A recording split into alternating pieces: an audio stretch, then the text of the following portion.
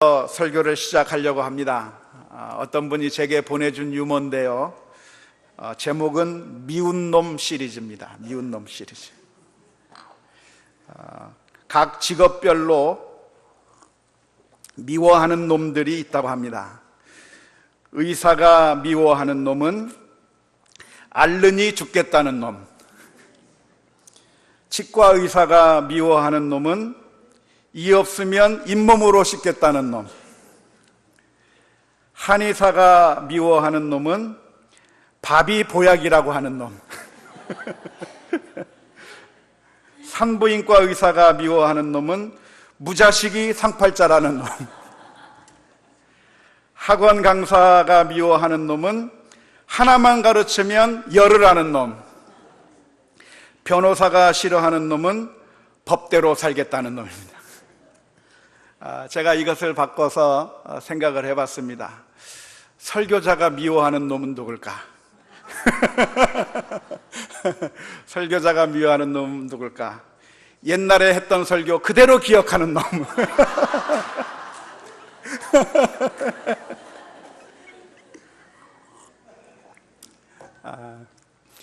안 하던 유머를 하는 이유가 있습니다. 제가 유머를 하는 이유는 우리 성도님들 가운데 아예 처음부터 설교를 들으려고 하지 않고 눈을 감고서 예배를 드리는 분이 있어요. 그런데 눈을 감게 되면 은혜를 받을 수가 없습니다. 우리는 귀로 말을 듣는 것이지만 이상하게도 눈을 감으면 안 들리게 되어 있습니다. 소음으로만 들리게 되어 있습니다. 그래서 우리가 하나님의 존전 앞에 나와서 예배를 드리고 또 하나님 앞에 예배를 드리는 가운데 이 시간을 그냥 허비하며 보내는 것보다는 기왕 와서 예배 드리는데 은혜를 받고 돌아갔으면 좋겠다고 생각합니다. 많은 분들이 은혜를 받지 못할 때 그 책임을 누구에게 전가시키냐면 설교자에게 전가를 합니다. 설교자가 설교를 잘하면 은혜 받을 텐데 하는 말들을 많이 듣습니다. 그런 점에서 사실 제가 죄송하고 여러분들에게 늘 미안하고 또 하나님 앞에서 어떻게 하면 하나님의 말씀을 잘 들리게 설교할까 많이 고민하면서 이 자리에 나옵니다. 하지만 기억하면 좋겠어요. 아무리 뛰어난 설교를 한다 하더라도 내가 들으려고 하지 않는다고 하면, 내가 마음의 준비를 하지 않는다고 하면 그러면 아무런 소용이 없다고 하는 것입니다. 설교자와 눈을 좀 마주치면서 설교를 잘 들으면 은혜가 더 많이 들 것 같아요. 예수님께서 설교해도 예수님의 말씀에 은혜를 받지 못했던 바리새인들도 있었고, 바울 사도가 설교를 해도 그 말씀을 듣는 가운데 졸면서 떨어져 죽은 유두고라고 하는 청년도 있습니다. 물론 설교자가 제대로 준비하지 못하고 하나님 앞에서 불성실하게 산다면 그 책임은 설교자에게 있는 것이고 하나님 앞에서 받을 책망과 심판이 설교자에게 있습니다. 하지만 그렇다고 해서 설교를 듣는 사람의 책임이 없어지는 것은 아닙니다. 설교를 듣는 사람의 책임이 있습니다. 은혜 받지 못하게 되는 그 책임이 나에게 있는 것이고, 은혜 받지 못한 비극적인 결과가 우리들의 삶 가운데 있을 수밖에 없습니다. 우리가 그러므로 하나님의 말씀을 들을 때 은혜를 받기 위해서 우리가 부단한 노력을 해야 되는데요, 기도로 먼저 준비를 좀 했으면 좋겠어요. 일주일 내내 우리가 예배를 사모하면서 하나님 예배 가운데 찬양할 때 은혜 받게 해 주옵소서 기도하셔야 돼요. 하나님 말씀을 들을 때에 평범한 말과 같은 그 설교 속에서도, 닭울음 소리와 같이 아무 의미 없는 그런 소리 가운데서도 내가 듣고 깨닫고 은혜 받을 수 있게 해달라고 우리가 기도로 준비하면서 하나님 앞에 나와야 됩니다.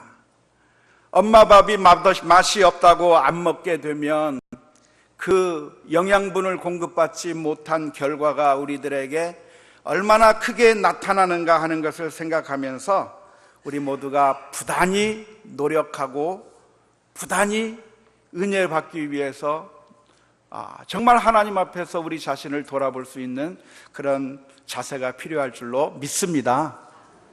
조금 전에 미워하는 놈 시리즈를 말씀한 것은 웃자고 하는 이야기고, 설교는 기억하는 것이 좋습니다. 믿습니까? 잘 기억하셔서 은혜 받으시고 그 말씀대로 살기 위해서 부단히 노력하는 가운데 우리의 삶이 변화될 수 있기를 주님의 이름으로 축원합니다. 하나님이 미워하시는 놈은 누굴까요? 하나님이 미워하시는 놈. 하나님이 미워하시는 놈에 대해서 생각해 봤습니다. 망각하는 놈, 망각하시는 분. 하나님께서 우리들에게 수많은 은혜를 베풀어 주시고, 하나님께서 우리들에게 때와 시를 따라서 한량없는 은혜를 주셨지만 그 모든 은혜를 다 망각해버리고 불신의 길로 가는 사람, 그런 사람은 하나님의 마음을 아프게 하는 사람이라고 생각을 합니다. 오늘 읽은 사사기의 말씀을 보면 이스라엘 민족이 바로 그런 민족이었습니다. 이스라엘 민족은 어떠한 사람들이었습니까? 7절 말씀을 보니까 이렇게 기록을 합니다. 이스라엘 자손이 여호와의 목전에 악을 행하여 자기들의 하나님 여호와를 잊어버리고 바알들과 아세라들을 섬긴지라 그랬습니다. 이스라엘 민족이 자기들의 하나님 여호와를 망각해 버렸다. 오늘 성경 말씀 가운데서 기록하고 있는 겁니다. 이것이 얼마나 놀라운 일입니까? 다른 사람들이 아니고 바로 이스라엘 민족들이 자신들의 하나님 여호와를 잊어버렸다고 하는 것처럼 정말 깜짝 놀랄 만한 일이 없습니다. 왜냐하면 이스라엘 민족은 다른 민족이 아니라 하나님의 어마어마한 은혜를 많이 받았던 사람들이 이스라엘 민족이기 때문에 그렇습니다. 하나님께서는 이스라엘 민족을 저 애굽 땅에서부터 건져내셔서 이끌어내셨고, 광야 가운데 하나님의 놀라운 사랑으로 그 이스라엘 민족을 채워주셨고, 그리고 가나안 땅을 정복해 나가는 가운데 여호수아의 영도하에 가나안 땅을 정복해 가면서 하나님의 놀라운 사랑을 무한히 받은 사람들이 이스라엘 민족입니다. 그런데 그 이스라엘 민족이 시간이 얼마나 지났냐면 많이 지난 것도 아니에요. 온니엘 사사의 시대니까 여호수아와 갈렙 시대보다 한 세대 뒤 사람들, 여호수아가 죽고 갈렙이 죽고 바로 그 다음 세대 사람들이 바로 이 세대 사람들이라고 할 수 있을 텐데, 얼마 전까지만 해도 하나님의 은혜를 체험했던 이 사람들이 이렇게 빨리 하나님을 잊어버렸다고 하는 것이 놀라울 따름입니다. 우리가 이 말씀을 보면서 한 가지 발견하게 되는 것이 있다고 한다면, 신앙을 잊어버리는 것이 얼마나 빠른가 하는 겁니다. 믿음을 세워가는 것이 정말 힘들고 어려운데, 한 사람을 예수 믿게 만들어서 그 사람과 하여금 신앙생활을 하게 만들고 하나님의 사람으로 만들기 위해서 훈련시키는 과정은 너무나도 오랜 시간이 걸리게 되어 있는데, 그런데 그 믿음의 사람들이 넘어지는 것은 1초 만에 무너지는 거예요. 순식간에 무너지는 겁니다. 베드로 속에서 우리는 그 예를 바라보게 됩니다. 베드로는 예수님의 뒤를 따라다니면서 얼마나 많은 훈련을 받았습니까? 예수님께서 물어보실 때 베드로가 이렇게 고백을 했습니다. 주는 그리스도시요 살아계신 하나님의 아들이시니이다라고 고백을 했습니다. 그런데 그러한 놀라운 고백을 한 베드로가 조금 뒤에 무슨 이야기를 합니까? 불신앙적인 이야기를 하는 겁니다. 그래서 예수님께서는 그 베드로를 향해서 말을 합니다. 사탄아, 내 뒤로 물러나라. 너는 하나님의 일을 생각지 아니하고 사람의 일을 생각한다고 예수님께서 책망해 주셨습니다.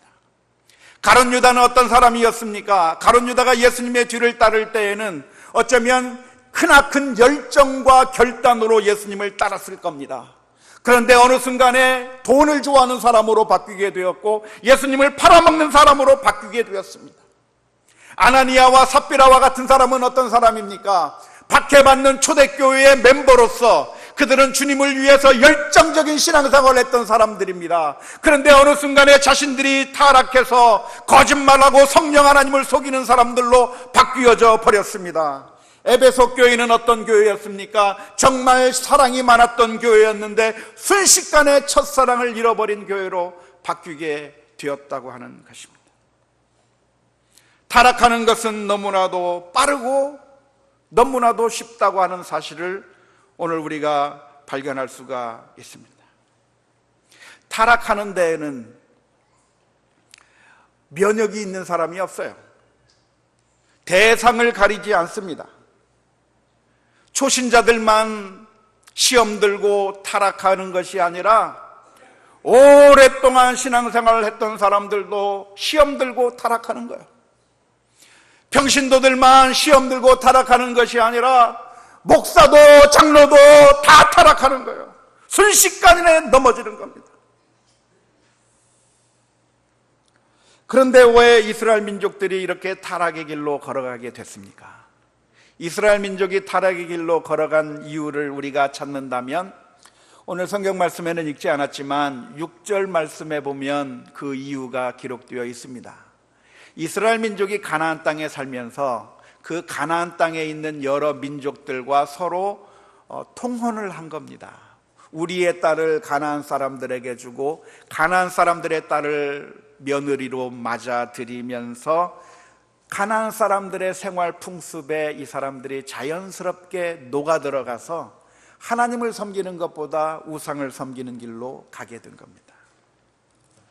이상하게도 신자와 불신자가 함께하면 신자가 불신자들에게 영향력을 끼쳐서 그 사람을 변화시키면 좋을 텐데 이상하게도 불신자의 영향력을 받아서 신자들이 성도들이 그 믿음을 버릴 경우가 얼마나 많은지 모릅니다. 그래서 우리는 믿는 자와 함께 해야 될 필요가 있는 겁니다. 과연 크리스찬들이 불신자와 결혼할 수 있느냐, 이런 문제는 좀 복잡한 문제이기는 하지만 우리가 믿음이 있는 사람들과 함께 해야 된다고 하는 대원칙적인 그 원칙을, 성경적인 원리를 우리가 기억하는 가운데 경우에 따라서 우리가 판단해야 될 것이라고 생각을 합니다. 근데 분명하게 여기서 얻을 수 있는 결론 가운데 하나가 무엇이냐면 믿음이 없는 사람들과 함께 하면 불신의 길을 걸어가게 되어 있다는 거예요. 믿음이 있는 사람들과 함께하면 믿음의 길을 갈 수 있겠지만 불신자와 함께하면 우리가 타락의 길로 걸어갈 수밖에 없다고 하는 것이, 그것이 성경적인 원리입니다. 죄악의 길로 달려갈 가능성 있는 사람들과 우리가 함께 사귀지 말아야 될 이유가 여기에 있는 겁니다. 시편 1편 1절 2절 말씀에 보면 이렇게 기록하고 있습니다. 복 있는 사람은 누구인가? 복 있는 사람은 악인들의 꾀를 따르지 아니하며 죄인들의 길에 서지 아니하며 오만한 자들의 자리에 앉지 아니하고 오직 여호와의 율법을 즐거워하여 그의 율법을 주야로 묵상하는 도다. 누가 복이 있는 사람인가? 악인들과 함께 다니고 악한 길에 함께 떠돌아다니는 사람이 복 있는 사람이 아니라 하나님의 말씀을 묵상하고 그 율법을 주야로 묵상하는 자가 복이 있다고 하는 겁니다. 잠언서 20장 19절의 말씀은 뭐라고 기록합니까? 두루 다니며 한담하는 자는 남의 비밀을 누설하나니 입술을 벌린 자를 사귀지 말지니라. 악한 자와 사귀지 말라는 겁니다. 악한 자와 함께 있다가 그들과 함께 멸망할 수 있기 때문에 그렇습니다. 죄악을 저지르는 자와 함께 어울리다가 함께 죄악을 저지를 수 있기 때문에 그렇습니다. 출애굽하던 이스라엘 민족들이 하나님 앞에 범죄했던 이유를 기억하십니까? 이스라엘 민족이 광야를 걸어가다가 그 가운데서 하나님에게 원망하고 불평하면서 탐욕을 부리면서 하나님에게 큰 심판을 받은 적이 있었는데요. 이스라엘 민족들이 그렇게 타락하게 된 이유가 무엇이냐면 민수기 11장 4절 말씀에 보면 이스라엘 민족과 함께 섞여 있었던 몇몇 무리들이, 잡족들이 있었는데 그들이 탐욕을 가지기 시작하자 그것이 감염이 돼서 이스라엘 전체가 하나님 앞에 불평하고 불만을 털어놓기 시작했다는 겁니다. 출애굽할 때 이스라엘 민족만 나온 것이 아니라 이스라엘 민족과 더불어서 다른 민족들과 함께 출애굽했었습니다. 근데 함께 출애굽했는데 그 이스라엘 민족 가운데 섞여 있었던 그 사람들이 그 속에서 불만을 터뜨리기 시작하는 겁니다. 하나님의 은혜에 감사하기보다는 불만을 터뜨리기 시작하고 탐욕을 부리기 시작했는데 그것이 전염병처럼 이스라엘 민족 가운데 옮겨갔다는 거예요. 전염병처럼 옮아가는 겁니다. 요즘 메르스 바이러스가 우리 사회를 공포에 몰아들고 있는데 그 메르스 바이러스가 사람들에게 전염되는 것처럼 불평의 전염병이 옮아가는 것이고, 그런 불신앙의 전염병이 사람들에게 옮아가게 될 때에 이스라엘 민족들이 타락하게 되었다고 하는 것이 성경의 가르침입니다. 따라서 오늘 우리들이 기억할 것이 있다고 한다면 믿음의 사람과 함께 해야 되는 것이고, 믿음을 전파해야 되는 것이고, 악을 행하며 하나님을 대적하며 불평하고 불만하고 또 탐욕스러운 그런 남의 말 하기 좋아하는 그런 사람들과 어울릴 것이 아니라 하나님의 은혜를 전파하며 하나님의 사랑을 나누고 하나님의 그 놀라운 사랑으로 성도들을 품는 사람들과 믿음의 사람들과 함께 할 때 하나님의 놀라운 은혜가 역사가 있을 줄로 믿습니다. 이스라엘 민족이 타락하게 된 두 번째 이유를 찾는다고 한다면 그것은 이스라엘 민족 가운데 더 이상 전쟁이 없어졌기 때문에 그렇습니다. 여호수아 시대 때에는 가나안 정착 시절이었기 때문에 타락할 여유가 없었습니다. 여호수아의 영도하에 가나안에 있는 다른 민족들과 싸울 때 그들은 싸우는 가운데 하나님 앞에 메어 달리고 엎드리고 기도하고, 그래서 하나님 앞에 나아가면서 그러면서 자신들이 영적으로 바로 서 있을 수가 있었습니다. 영적인 전투가 있을 때 타락할 이유가 없는 겁니다. 하지만 여호수아의 시대가 끝나고 이제는 이스라엘 민족이 가나안 땅에 정착하게 됐습니다. 더 이상 이제는 가나안 땅의 민족과 더 이상 싸울 일도 없는 겁니다. 그러자 이제 급속도로 타락해 가기 시작했습니다. 가나안 민족과 싸우는 것이 아니라 이제는 그들과 혼인하면서 타락하게 되어버렸다고 하는 사실입니다. 언제 우리는 타락하고 언제 우리는 하나님을 잊어버리게 되는가? 영적인 싸움을 포기하면 우리는 타락하게 되어 있습니다. 다윗이 언제 범죄했나요? 하나님의 마음에 합한 사람 다윗. 그는 사울 왕에게 쫓겨다니면서 얼마나 하나님을 의지하고 하나님에게 은혜를 받기 위해서 얼마나 발버둥치고 그 도망다니는 삶 가운데 하나님의 놀라운 사랑을 엄청나게 많이 받은 사람이 다윗입니다. 도망다니는 가운데는 이 다윗이 믿음이 너무나도 깊어졌습니다. 그런데 그 다윗이 언제 타락하게 되고 언제 하나님 앞에 범죄하게 됩니까? 물론 쫓겨다니면서도 잘못한 일들이 없지는 않지만 다윗을 크게 무너뜨렸던 밧세바와의 사건이라든가 인구조사를 하면서 교만했던 그 모든 일들은 더 이상 전쟁이 없어져 버리고 이제는 다윗이 편안하게 왕궁에서 거하고 있을 때 다윗은 타락하게 되어 버렸다고 하는 겁니다. 우리나라만 해도 그렇지 않습니까? 군인들이 언제 문제가 생깁니까? 전쟁할 때는 군인들에게서 영웅이 나타나는데 전쟁이 없는 군대 가운데는 비리가 나오는 거예요. 비리. 방산 비리가 자꾸 나오는 거예요. 우리 영적인 싸움도 역시 마찬가지입니다. 우리는 언제 타락하게 되어 있는가? 우리가 영적인 싸움을 포기하고 더 이상 영적인 싸움을 하지 않고 있을 때 우리는 타락하게 되어 있습니다.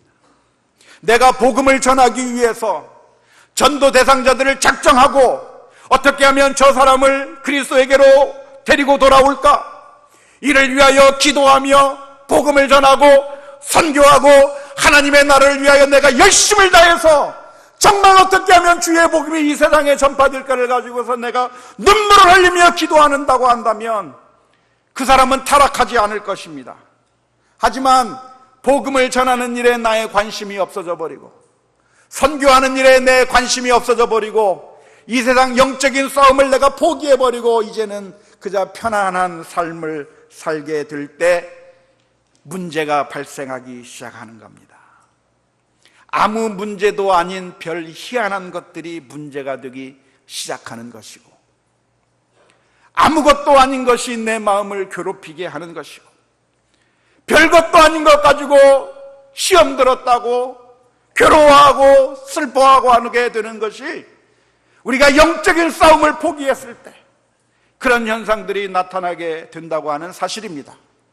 만일 우리 가운데 마음에 괴로운 것이 있다고 한다면, 만일 내 마음을 불편하게 하는 것이 있다고 한다면 그러면 다른 것을 바라볼 것이 아닙니다.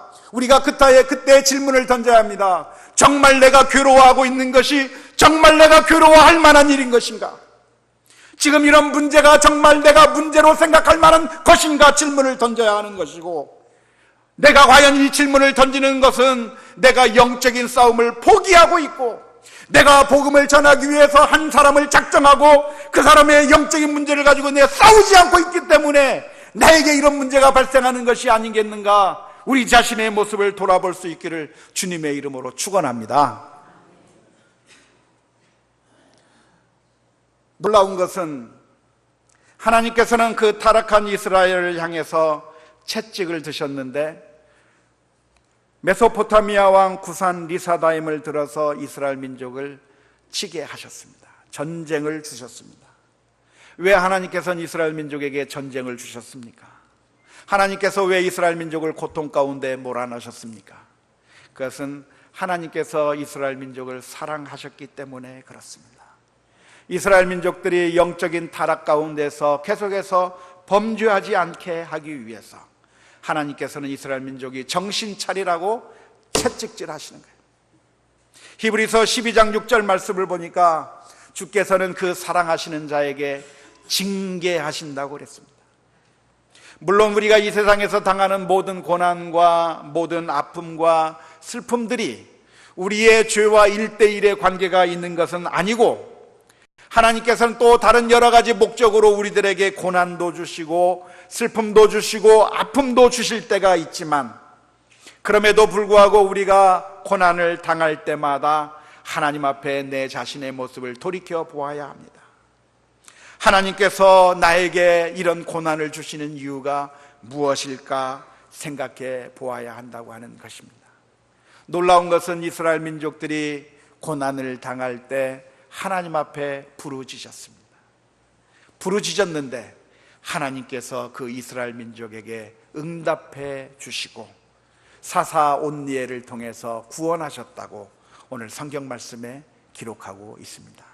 9절 말씀을 한번 보겠습니다. 9절 말씀에 이렇게 기록합니다.